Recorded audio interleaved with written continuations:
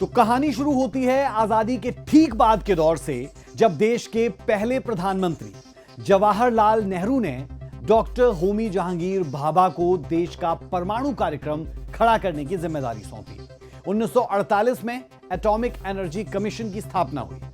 शुरू में हमारा मकसद था शांति के लिए परमाणु ऊर्जा, लेकिन वक्त के साथ इस प्रोग्राम ने हमें रक्षा के लिहाज से भी आत्मनिर्भर बनाया।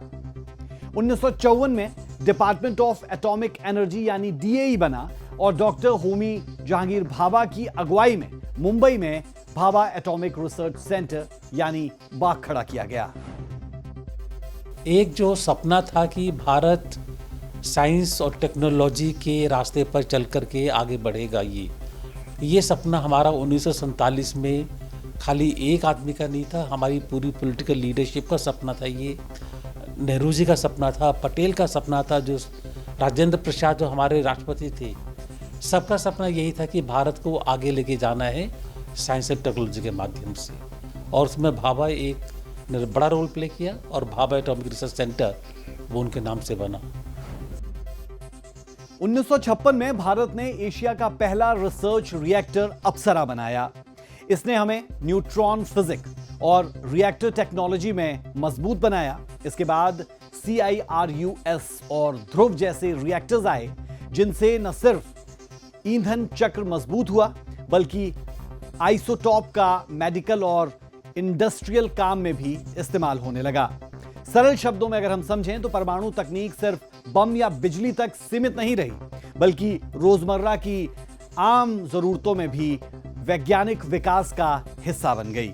यही वो दौर था जब ये तय हुआ कि भारत अपनी तकनीक खुद बनाएगा और विदेशी मदद पर ज्यादा निर्भर नहीं रहेगा। भारत ने जल्दी समझ लिया था कि हमारे पास थोरियम बहुत है, लेकिन यूरेनियम कम है। दरअसल थोरियम एक नेचुरल रेडियो एक्टिव मेटल है जो जमीन में खनिज के रूप में पाया जाता है। भारत में थोरियम के बहुत बड़े भंडार है, खासकर केरल, तमिलनाडु और उड़ीसा की समुद्री रेत में।